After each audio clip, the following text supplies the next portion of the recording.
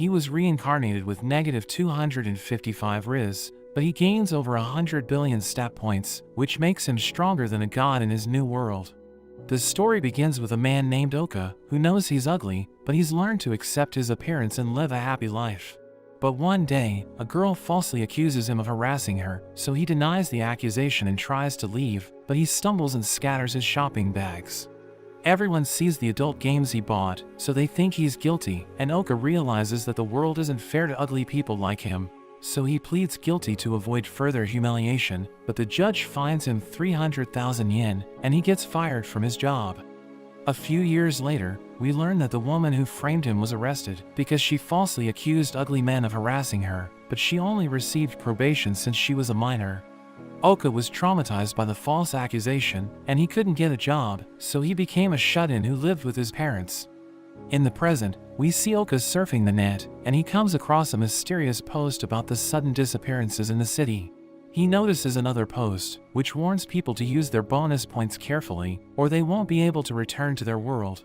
He dismisses it as a joke, but since he has nothing else to do, he decides to follow the guide to be reincarnated. He suddenly gets a notification, which asks him if he's ready to proceed with a new life, but it warns him that he would need to sacrifice half his lifespan to return. He thinks it must be a virus, but he clicks next anyway, and a character creation form appears. He sets his looks to the lowest value possible, but he realizes that he gained bonus points for doing that, and he sees that he can add special notes. But instead of writing something positive, he decides to reduce his earnings to 0 and make himself suffer if he ever touches a woman. He gathers over 100 trillion bonus points, but before he can use them to improve his attributes, he suddenly runs out of time, and he's teleported to the other world. The next day, Oka wakes up in his new body, and he soon meets other people who follow the same ritual to get reincarnated. Oka notices a boy named Seiji, who's talking to the girls, but Oka isn't interested in forming friendships, so he starts searching for useful items. He finds a coin, but it magically disappears when he tries to pick it up, so he remembers how he had set his income rate to 0. After gathering all the starter items, everyone distributes them equally, but Seiji realizes that they only have 7 coins in total, which makes the girls wonder if someone took one of them. He asks Oka about it, and he's disappointed that they don't trust him, but he knows that he can't have any money, so he tells them they can have his share. Seiji thinks they can't exclude him like that, but the girl named Seika thinks it makes sense, because he's the only one who didn't find coins. Oka wonders if he can have the axe instead, and Seiji warns him that he'll fail again if he keeps showing off, but Oka has no idea what he's talking about. So he apologizes as he explains that he was talking about himself, because his selfish behavior caused problems in his previous life. They play rock paper scissors to decide how the weapons will be distributed, and Oka ends up with the club, while Seiji takes the axe. He offers a handshake of friendship, but Oka refuses to make the same mistakes from his past life, so he decides to go solo instead. Seiji shows everyone the map, and suggests heading to the nearby town of Iria, but Oka only decides to go with the party so that he can leave them halfway through the journey. As they open the door, they're shocked to see a goblin waiting outside, but Seiji kills it with his axe. They notice multiple goblins coming towards them, so Seiji tells the girl named Ritsu to help him fight them, and he asks Oka to protect Seika as she loads her arrows. He's impressed that Seiji is leading from the front, but he notices Seika struggling to tie her bowstring, so he wonders why she chose the bow when she had other options. A goblin suddenly attacks him, and Seiji tells him to handle it, but even a direct hit from his club is unable to cause any damage. Seika is surprised by how weak he is, and the goblin hits his legs, so he falls to his knees. He wonders why he's so weak, because he should have a lot of bonus points, but he remembers how he ran out of time during character creation, so he wasn't able to improve his stats. He's angry at his bad luck, and he takes out his frustration on the goblin, hitting it with all his might.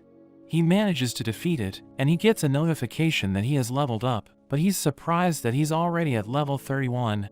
So he checks his attributes, and he notices that he has an experience multiplier of 10,000, which explains why he leveled up so fast.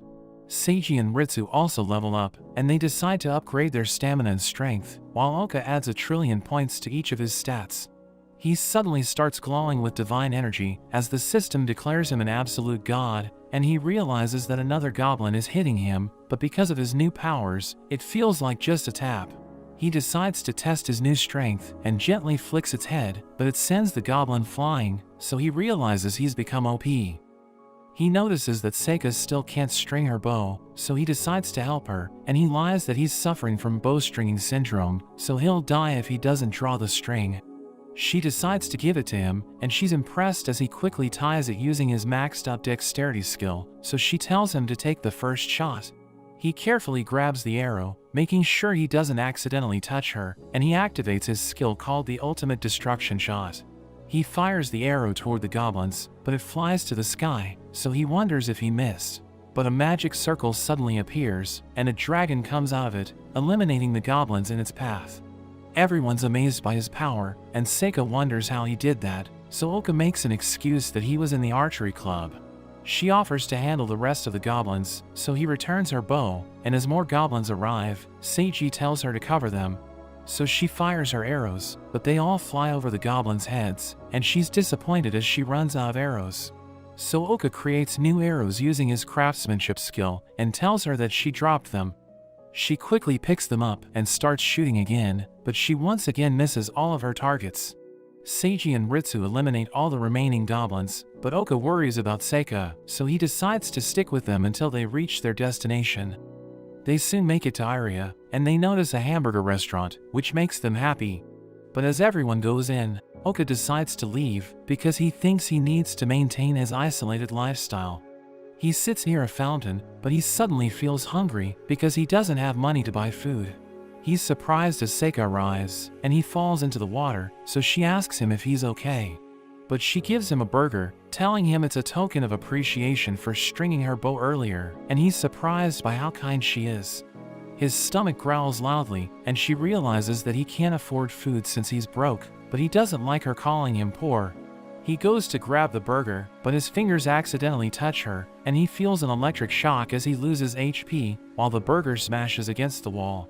He receives 50 trillion damage from the brief contact, and he's still processing his loss, but he notices Seika crying because she thinks he rejected her gift. He uses his corporate communication skills and tells her she's so beautiful that his hands were trembling, but he would still happily eat that burger. Seika gives him her other burger, as she apologizes for making him nervous, and he realizes that it's her lunch. But she assures him it's fine since she's wealthy, and reminds him that he helped her earlier by tying her bowstring and giving her arrows. Oka happily eats the burger, and thinks he owes her, so he decides to stick with the group until he can pay her back, and puts his plan to go solo on hold. Seika and Oka visit the weapons store, and Seika tries to buy multiple bundles of arrows, but the shopkeeper tells her they only have a limited stock. Oka notices that her bag is already full of arrows, and even though he could easily create more for her, he can't give them to her without causing suspicion. Seiji and Ritsu soon arrive, and they mention that they found a new inn, but Oka decides to just sleep in the park. Seika thinks he's doing it since he's poor, so she offers to pay his bill, but he doesn't want to be a burden to her. She becomes emotional, thinking he must hate her, but he tells her that isn't the case, so she grabs his arm and leads him to the inn. He notices that he isn't getting any damage because she's touching him through his clothes instead of his skin. He thinks that she's always taking him with her, but he can't leave her alone because she's so innocent that people might hurt her. At the inn, Seiji plans their finances, while Oka worries that he can't keep owing favors to Seika. He realizes that he must find a way to earn money, despite his curse of zero income, or else he would be forced to return to the world they left behind. The next morning, Oka brings breakfast for everyone, which surprises them, so he lies that a kind person gave it to him. Seika notes that begging isn't good, and he should ask her if he ever needs money, so he appreciates the kind offer. We learn that he actually bought the breakfast by crafting arrows and taking them to the weapons store, but since he can't earn money, he traded them for food. He knows that he sold them at a loss, but he's still glad that he could repay Seika's kindness. After breakfast, Seiji tells them that they should prepare for their next adventure, and Seika thinks they should explore the city first. But he mentions that they need to find a good source of income, and notes that there's a cave near the city that they should explore, which excites Seika, but Ritsu wonders if it's safe. A man named Shiro suddenly interrupts them and asks them if they're heading to the Arga cave, because they'll need an expert navigator to explore it. He reveals that he's also a reincarnated adventurer, which alarms Oka, but Shiro is surprised by how ugly he is. He shows them an item, which can help them get a discount at the inn, and he mentions that they should have found it in the first log house, but he decides to share it since they don't have it. Seiji wonders who he is, so he introduces himself as a guide for beginner adventurers, but Oka finds him suspicious, because he only works with new adventurers. But Oka is confident that he can keep everyone safe if Shiro tries to harm them, and Seiji notes that they're short on money, but he believes hiring Shiro will be a good investment. They strike a deal and head towards the cave, but on their way, they encounter a group of goblins. Seika shoots arrows at them, and she misses all of them, so Shiro advises her to conserve arrows, but she assures him that she has plenty. He thinks she should be more careful, and tells her to think that each of her arrows costs 100 million yen. So she aims carefully, and she manages to hit a goblin, which impresses everyone. They continue their journey, and Shiro trains Ritsu and Seiji, while Seika practices shooting arrows at the tree, but she misses all of her shots. Shiro notices that Oka isn't training, so he makes an excuse that he doesn't possess any skill worthy of being trained. But Shiro mentions that clubs have an overpowered ultimate move, and Oka knows that he's telling the truth. We learn that when he went outside the town to craft arrows, he ran into a giant orc, so he tried to test his strongest club skill. But the system warned him that if he activated it, the impact would destroy everything within a 200-kilometer radius, so he decided against using such a deadly move. Shiro tells him to be more active in battle, or he'll also retire early like him, revealing that he was part of a mercenary group. But he left the group halfway, because he noticed the power difference between him and the captain, who joined at around the same time as him. He reveals that his former comrade is now a king, and he has reached level 80, but he has a status average of 160. Shiro thinks Oka is amazed, but he's actually surprised by how weak the king is, and Shiro just tells him to keep going. They soon reach the cave entrance, and judging from its looks, Oka thinks it will be quite interesting. They head inside, and he notices that Seika is scared, so he wonders if she's a child. She's thrilled to see stalactites, but Shiro warns her that they might fall, which once again makes Oka wonder how old she is. Seiji politely asks her age, mentioning that he was 30 in their previous world, but Seika surprises them when she reveals she's 17, because they expected her to be much younger. Shiro guides them deeper inside the cave, and they encounter bats, which they easily defeat. They reach a giant door, and Seika is excited to see what's on the other side, but she stops as she realizes that no one's opening it. Shiro tells her that it's the boss's room, and she'll die if she enters it, so she hides behind Ritsu. Seiji thinks they should call it a day, but Shiro notes that he has a special event planned for them, and he leads them to a room, claiming it's a safe spot that monsters and magic can't penetrate. But Oka knows that his ultimate move would destroy it, and Seika notices snacks on the table. So Shiro tells them it's a welcome party for adventurers who made it this far, but Oka realizes that the food is poisoned.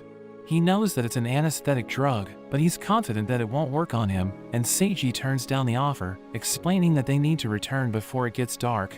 So Shiro tells him it's alright, and he won't force them to celebrate, but Seiji suddenly apologizes, and admits that he doubted Shiro earlier, but he now thinks Shiro is a good person.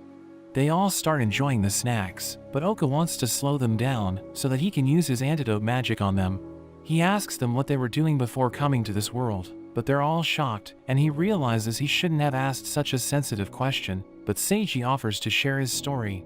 We go back to when Seiji was just a student, and we learn that he hated school, so he left his parents' home. He eventually started his own company called Success Life, which Oka recognizes, because he once worked with them. He mentions that a salesman once came to sell them a machine, and Seiji starts to negotiate the price. But the salesman's attitude impressed him, and he advised Seiji to enjoy his life, so he left his company and started traveling while expanding his business. His company made progress, but it eventually went bankrupt because of an incident related to AI development, so everyone in the company suffered, and he became mentally ill. He felt like he couldn't repay the salesman for his kind advice, so he left their old world, with a promise to never let people down, which makes everyone emotional. Seiji reveals that the salesman's name was Mr. Shigeru, and he asks Oka for his last name. But he knows that he's the salesman in the story, so he lies that it's Sasaki, and everyone suddenly collapses as Shiro and his men arrive. He's happy that their job was easy, because their targets were gullible, but we see that Oka is still awake. They cuff his hands, but it reminds him of his past life, where he was wrongfully convicted, and he thinks that since everyone is unconscious, he can use his full power. But Seiji suddenly gets up despite being under the drug's influence, and he tells them not to touch his friends, so they grab him, and Oka is worried that attacking them might hurt him as well. But he fights back, so they throw him away, and Oka sees an opening. Shiro orders his men not to hurt the prisoners, because it will reduce their value, so Seiji realizes that they've been kidnapping reincarnated adventurers. He thinks they're the worst, because they hurt people who are desperately looking for another chance, and he notes that he won't spare them if they try to touch his friends. Shiro laughs at him, and orders his men to tie them up, but Oka jumps on them, and uses his weight to knock them down. Seiji tells him to escape, and claims that he can take down their enemies with a single blow, which surprises Oka. But Shiro orders his men to attack them, so Oka once again uses his weight to fight them, but they outnumber him and start fighting dirty. So Seiji is angry, and decides to show them his ultimate move, which he got after converting all of his bonus points into a promise to never betray his friends. He reveals that his ultimate skill is triggered by anger, and he tells them to surrender, but they aren't afraid of him, and Shiro attacks him. But Oka blocks the sword with his handcuff, and Seiji asks him to step away, but Oka tells him that he wants nice people to be able to redeem themselves, so he'll protect him while he prepares his ultimate attack. Seiji transforms and he grows wings, which shocks everyone, and he reveals that his name is Aldine. He charges at the kidnappers, but instead of hitting them with his ultimate move, he stops just before he makes contact. He notes that he could easily deliver judgment upon them, but he doesn't want to rob them of the opportunity to redeem themselves. He tells them to repent through the judgment of law, so their hearts can be reborn, which confuses Shiro, while Oka thinks Seiji is just too kind. Shiro surrenders and lays down his weapon, so Seiji walks away, telling them he won't show mercy if they choose the evil path again, but Oka thinks he shouldn't turn his back on them. Shiro tries to attack him from behind, but Oka causes him to trip, and the kidnappers start kicking him, so he pretends that Seiji's friends have shown up. While they're distracted, he removes dirt from his nose, and instantly destroys the wall with it. He tells them it was Seiji's attack, but he has no idea what's happening, so Oka mentions that he saw a white-winged falcon responding to the hero's anger.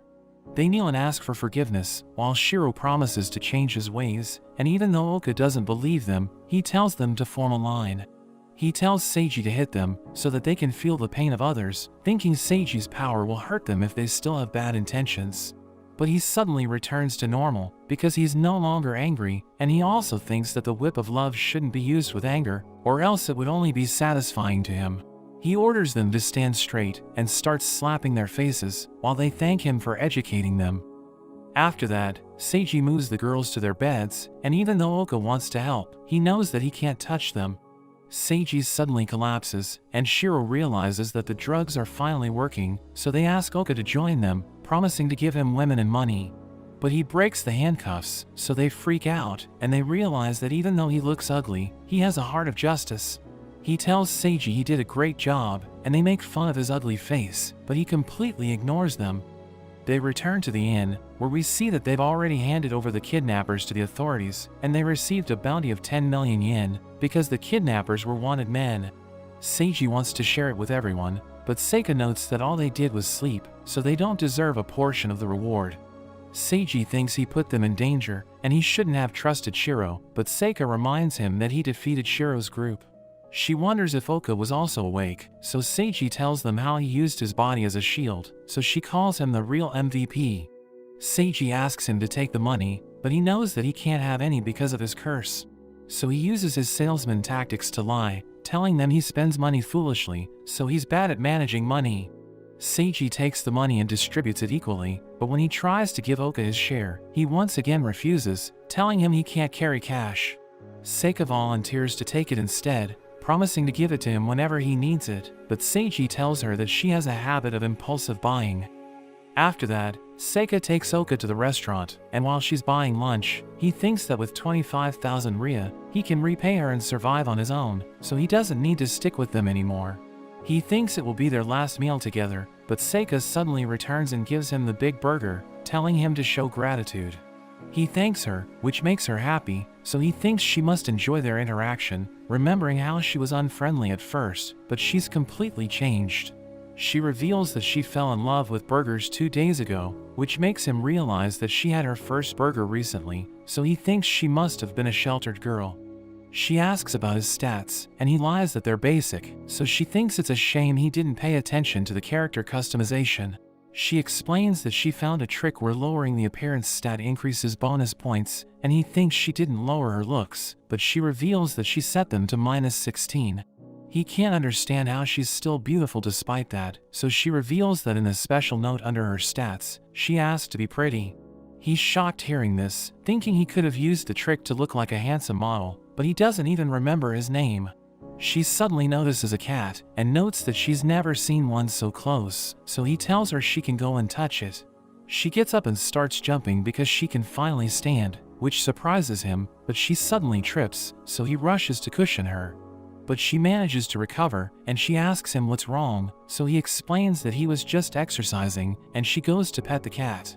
He heads to the restroom and starts to cry, as he remembers how earlier, when she said she wished to become pretty, she was touching her hand instead of her face. So he thinks she must have suffered from a disease affecting her hands and legs, and he finds it tragic that a young girl had to go through such things. But he suddenly remembers that he has the absolute god title, so he thinks it's his job to help her. Seika starts knocking on the door, asking Oka if he has an upset stomach, so he mentions that he'll be out soon. But he thinks she lacks social experience, because she was bedridden in her past life. He realizes that she'll be an easy target for criminals, so bearing the title of an absolute god, he wants to make sure that she's safe. He leaves the restroom, and finds her waiting for him, because she was worried about his health. They rejoin the group, and Seiji suggests that they should determine their jobs, because it will help them in battle. Seiji chooses to be a hero since it's his goal, while Ritsu chooses to become a mage, and he thinks Oka should be an epic fighter. Seika interrupts them, and tells them she also wants to be a hero, but Oka asks her if she would like to be an epic fighter just like him, but she mentions that she isn't interested, and they all gear up with new equipment. After they complete their class change, Seika approaches Oka, and proudly tells him that with her new outfit, she's transformed into a great mage. He tells her she looks great, and he's glad she ended up deciding against being a hero. The group holds a meeting, where Seiji tells them they'll be heading to the Principality of Valeria, and he announces that they shouldn't spend a lot on snacks, which makes Seika emotional. She asks Ritsu if she wants to jump rope with her, and she agrees to do it, so they decide to go to the park, while Oka is happy to see them getting along. We go back to the moment when they both went to the weapons store, but Seika seems to be interested in the ones made for fighters. So Oka tells her that mages rarely use weapons, and with the help of the salesman, he convinces her to buy a skipping rope. Oka shows her how to play with it, and she's surprised to see that he can move well despite his size. But he notices that she's thinking of something, so she mentions that she wants to teach Ritsu, but thinks she's too distant. Oka realizes that she must want to have privacy, since they all practically ran from their old lives, but he comes up with an idea that might work. We return to the present, as Oka observes the two girls playing as he hides behind a bush, and Ritsu easily masters the skill. But when Seika asks her to introduce herself, she suddenly falls silent, so Seika decides to call her leads, because it resembles a breeze. Ritsu continues jumping rope, but she jumps to the sky, and everyone's impressed with her acrobatics.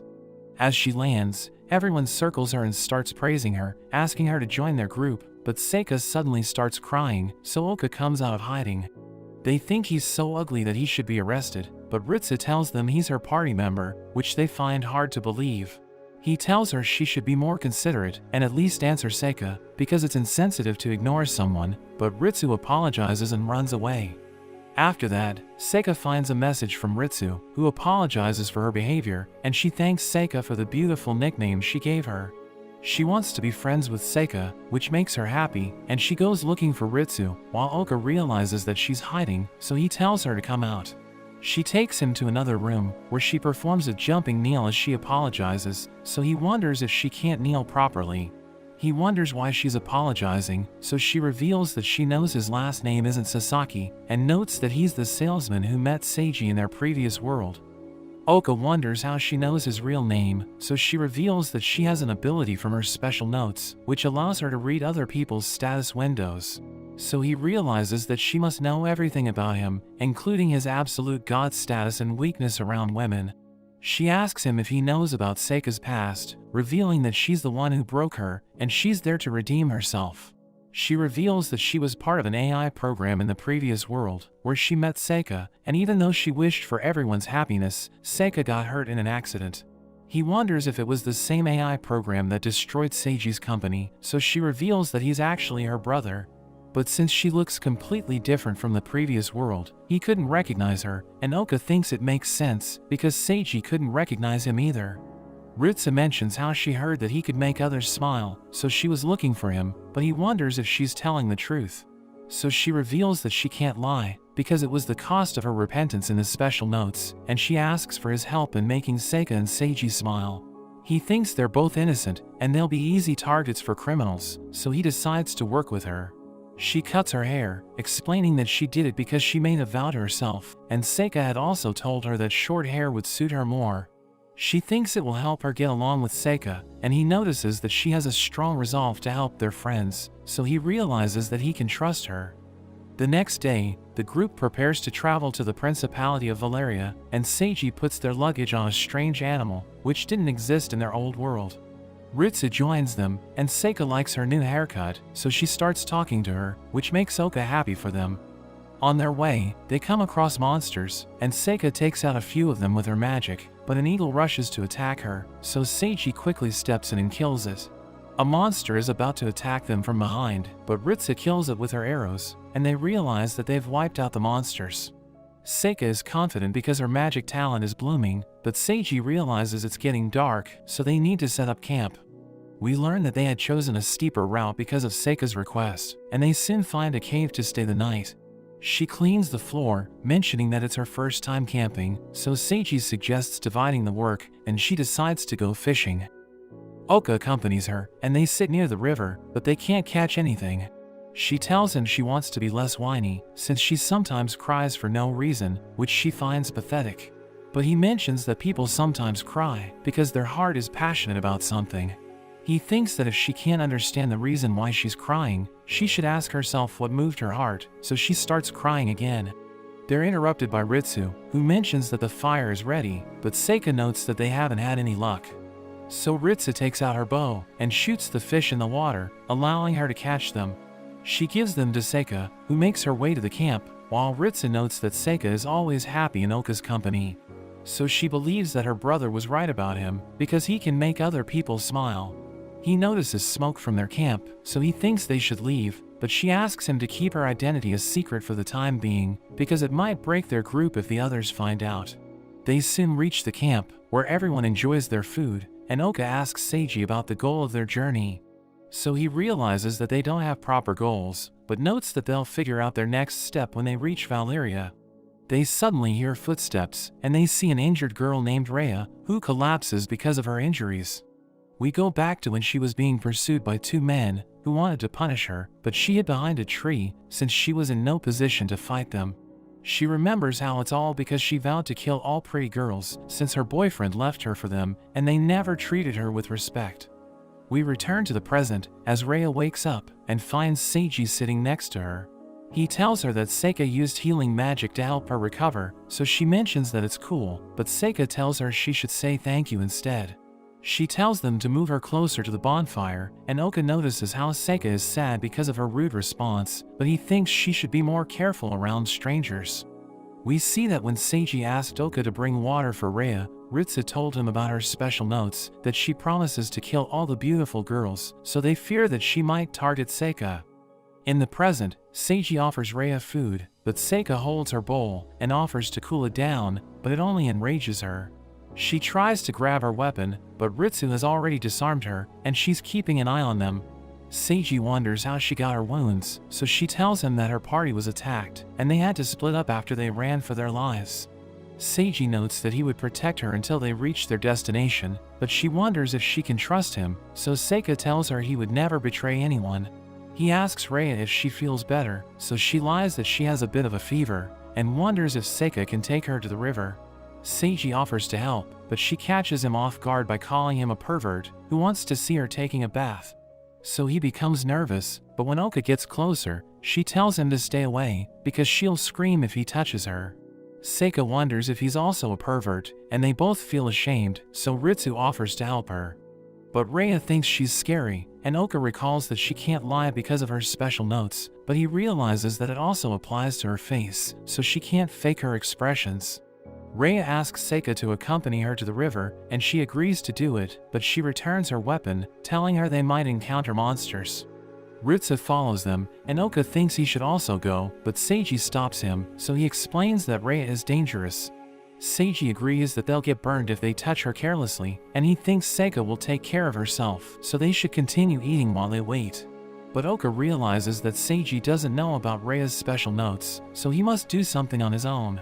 He uses his super speed to travel back and forth between the river and the camp, so Seiji thinks he's glitching. But he tricks Seiji into thinking he's tired, and uses his sleep spell to make him fall asleep. Rhea drinks the fresh water, which makes her feel better, and she mentions that Seiji is cool, but he's still inexperienced.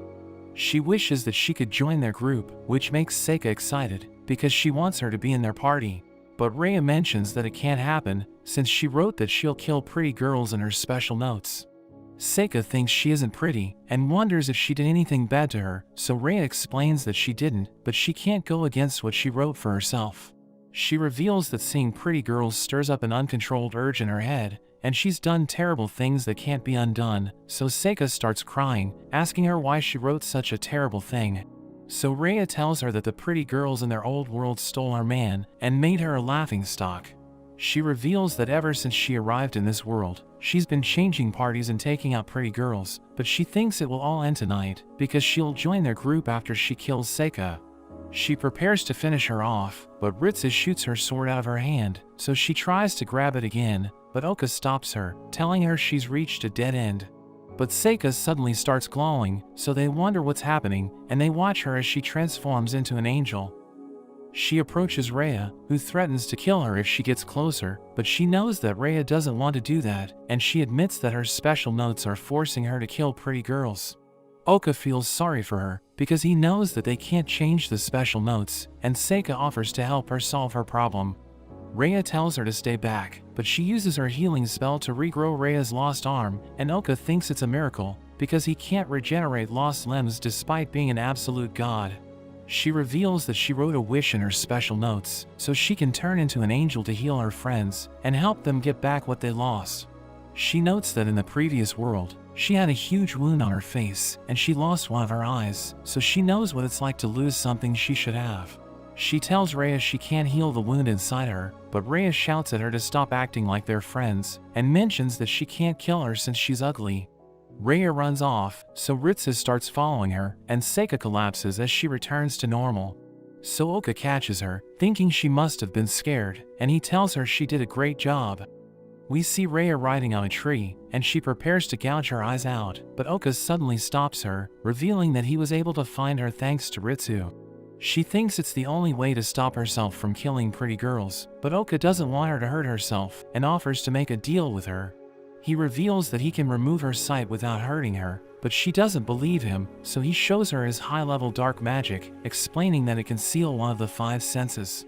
So he can use it to blind her, and he reveals that light magic can remove it, but he tells her she needs to live stronger in exchange. She asks him why he's going so far just to protect Seika, so he reveals that he also messed up his special notes, and he wanted to leave the party at first, because he doesn't trust people. But she touched him with her kindness, and he wanted to repay her, so he decided to stay in the party to protect her. Rhea reveals that she's jealous of her, because she has a party filled with great people, so he asks Rhea if she wants to join them. But she explains that she can't do that, because she has already caused damage, so she thinks she needs to be alone, telling him to use his magic to blind her.